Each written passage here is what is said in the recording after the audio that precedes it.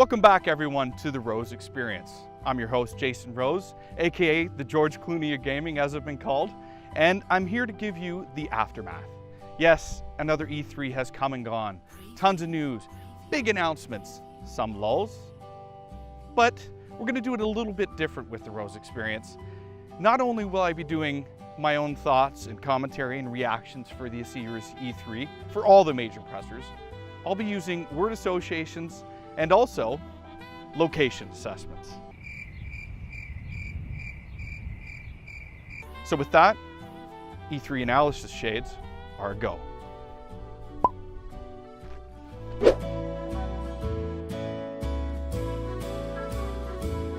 So let's start with Microsoft. The word of the day from Microsoft is safe. Just like this rock right here. Safe, flat, strong. Microsoft held true to their promise of games. All games, the entire presser, and they did a great job with that, along with Phil Spencer. For what little he was on stage, he did a great job, gave a brave and bold new face for Microsoft's next agenda, and that is a focus on games. We got Halo Anniversary Collection, what is old is new, as I predicted. A little bit about Halo 5, which is coined Guardians. I don't know, will people just call it Halo 5 or will they call it Halo Guardians? I guess we'll see. We didn't see anything from Quantum Break. We got a new Crackdown announcement, but a little bit disappointing with just a CGI trailer. CGI trailers are kind of becoming the passe thing. People want gameplay these days. If you show a CG trailer, it's like the game is so far away. And that followed up with a huge surprise, a new Phantom Dust 2, again, a CGI trailer, and an exclusive announcement from Platinum Games with their next exclusive release from Microsoft, Scalebound. How either of these games play, I don't know. Again, it was all CG, so we don't have too much to go on, and by all accounts, a lot of these games are a bit off. A bit of a trend across all the conferences. I'm just going to get out of the way. I believe the best games shown at E3 were all third-party games, and that also it began with The Witcher 3 and the 8 to 9 minute gameplay trailer of The Witcher 3, which was awesome. Really one of the top 3 games of the show. And aside from that, there was no Kinect at the Microsoft conference, which was good or bad if you're a fan of the Kinect. I don't know. They didn't talk price, they didn't talk numbers, they talked all games. Exclusive wise, we also got Sunset Overdrive, which looks beautiful. Another game from Insomniac that is exclusive to Microsoft, as well as the next Forza. Maybe a little too soon, I don't know. Some indie announcements were there as well. Ori, which is rare. Microsoft hasn't touted much of their indie plans. So I don't know how far they're going with that initiative, but it's good to see them giving it some attention.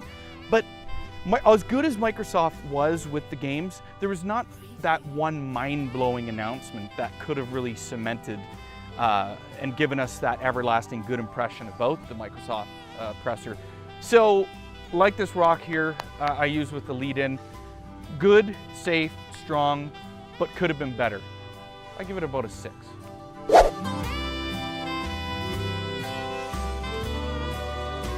Next up is EA, and the word of the day is conceptual. And unfinished, just like this basketball court behind me. I don't know what EA's plan was. Everything was conceptual footage. Started with, I expected to see so much out of their Star Wars license, yet all we got was props and some nostalgia stuff. Disappointing, I think, across the board for the Star Wars stuff. I was expecting more from Battlefront. Dragon Age Inquisition was probably the highlight of their presser. It looked great.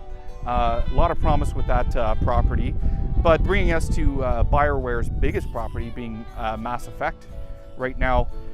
Again, conceptual. We really didn't know much. We know that they're making a new game, but we still know they're making a new game. Not too much detail there. And I suppose they're working on another IP as well. They also showed off Mirror's Edge 2. Again, all conceptual footage. Who knows what's going on? I thought there'd be a lot more with that game after showing it last year. It really hasn't made any progress whatsoever. Of course, the sports games look good. NHL 15 probably being the highlight, but again, sports games, right? Bro games. So yeah, EA's presser, a disappointing 3 at the end of the day.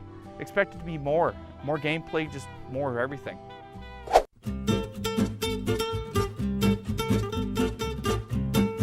Ubisoft was next, and I suppose the name of their show and the word association can go with downgrade. And I'm using this upside down locale because that's a lot what I felt. I never know what to expect with Ubisoft's game. Watch Dogs got the downgrade. Division looks like it might get the downgrade. Assassin's Creed, I don't know.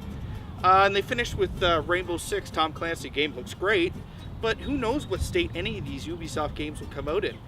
At the end of the day, it's tough to assess where Ubisoft is. They release great games. Far Cry 4 looks great, but who knows? Again, probably a 4. Now I gotta pull myself up here before I pass out.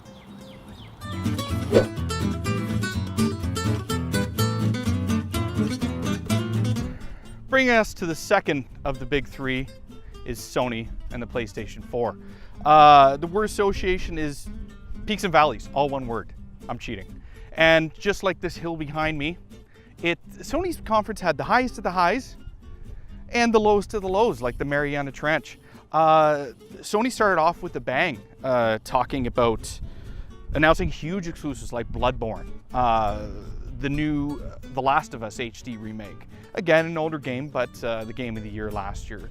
GTA 5 HD was finally announced, long rumored, but it showed up at the E3 press conference. But then there was that middle lull.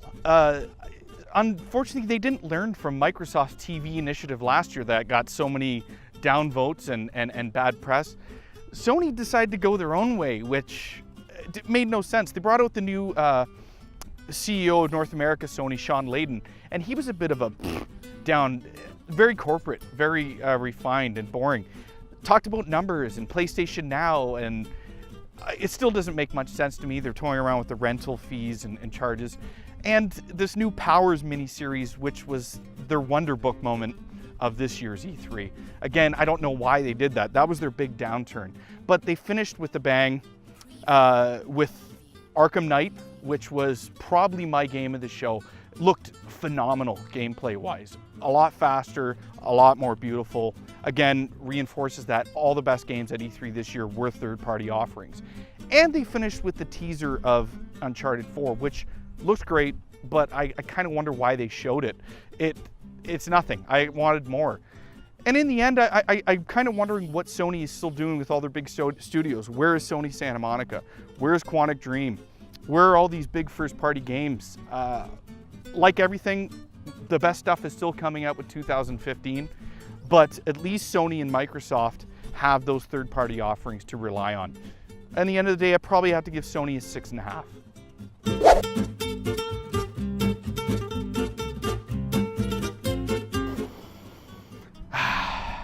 You know, sometimes you just have to stop and smell the roses. And the word of the day for Nintendo's presser would be refreshing. And like I said, the location isn't really a location. I'm going to use these flowers because Nintendo impressed me, which is surprising. I don't think they've had a good E3 in years, yet they came out with their all-digital event and surprised me. A lot of charm, a lot of personality, endearing themselves to the public, and continuous as well. They started off with a bang, with, you know, touting Reggie and Iwata sort of fighting in a celebrity death match sort of knockoff. They talked about Mario Kart as well, possible DLC. Super Smash Brothers, again, is delayed on 3DS, but I think that might actually work to its benefit because it's going to be a highlight on the Wii U. Anyway, so why try to steal the public way and put it on the 3DS when it should be on the Wii U? Amiibos was a big thing. They're trying to talk about their Disney Infinity initiative and just like Skylanders. Who knows how that's going to work out? I don't know. Not really for me. But at least we finally got a release date for Bayonetta 2. Game looks phenomenal. All the costumes of past Nintendo greats, Link, Zelda, stuff like that are in the game. You can dress up Bayonetta as this. And they also threw in Bayonetta 1 into the package, which is great. Bayonetta 1, probably the best pure action game of last generation from Platinum. Loved it. A little bit of disappointing news with X. Now it's X, the Xenoblade Chronicles, but it's been delayed into 2015. Who knows when? It looks like it might have had a bit of a downgrade visually as well, which is disappointing.